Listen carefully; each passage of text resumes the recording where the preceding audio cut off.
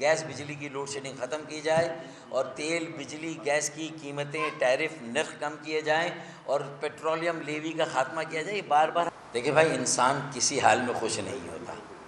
پہلے جب ہم اکیلے صوبائی حکومت کو نشانہ بناتے تھے تو بشمول بلاول بھٹو زرداری صاحب اور آپ میں سے بھی بہت سارے لوگ کہتے تھے پھر وفاقی حکومت کو آپ کیوں کچھ نہیں کہتے اور وہاں پر آپ کیوں مسلسل جو ہیں وہ حکومت میں بیٹھے ہوئے ہیں.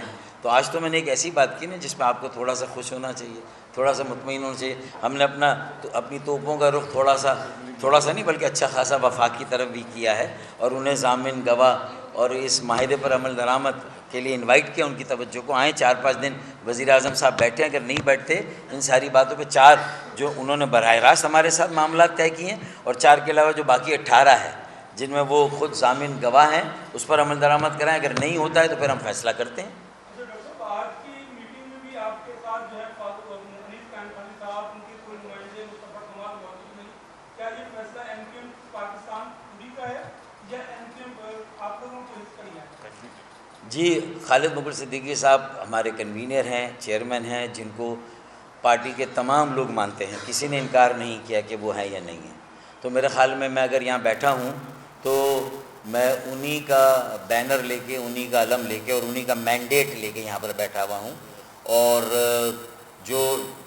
جو میرے ساتھ آج بیٹھے ہیں وہ سب میرے ساتھ ہیں، پارٹی کے ساتھ ہیں، کنوینر کے ساتھ ہیں. اور ہم یہاں بیٹھ کے جو بات کر رہے ہیں وہ کنوینر کی طرف سے اور پارٹی کی طرف سے ہم پیپلز پارٹی کو بھی کمیونیکیٹ کر رہے ہیں اور پی ایم ایل این کو بھی کمیونیکیٹ کر رہے ہیں.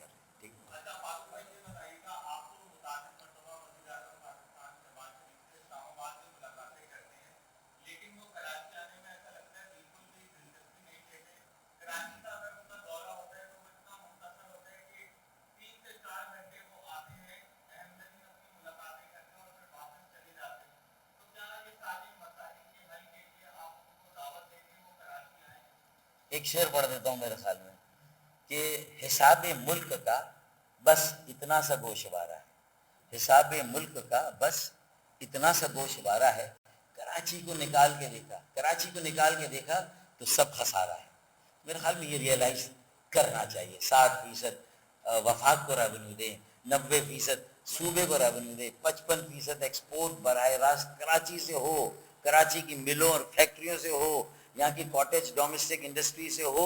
اس کے بعد بھی اگر کراچی میں وہ آ کے ایک رات قیام نہ کریں تو میرے خیال میں میری آج کی توپوں کا رخ پی ایم ایل این اور وزیر اعظم پاکستان کی طرف ہے اور انہیں اب آنا چاہیے، 4-5 دن بیٹھنا چاہیے اور کراچی کے عوام کو اب ذہنی اذیت سے نکالنا چاہیے. اور اگر ایسا نہیں ہوا تو سب ٹھاٹ پڑا رہ جائے گا. جب دیکھیں 4 مطالبات تو بنیادی تھے. 140A پر عمل درآمد، اس کے لیے کمیٹی بننے جا رہی. نمبر 2 کراچی اربن پیکیج، اس میں وافر رقم ہونی چاہیے. نمبر 3 لاپتہ ساتھیوں کی بازیابی اور نمبر 4 گورنرشپ کی بحالی.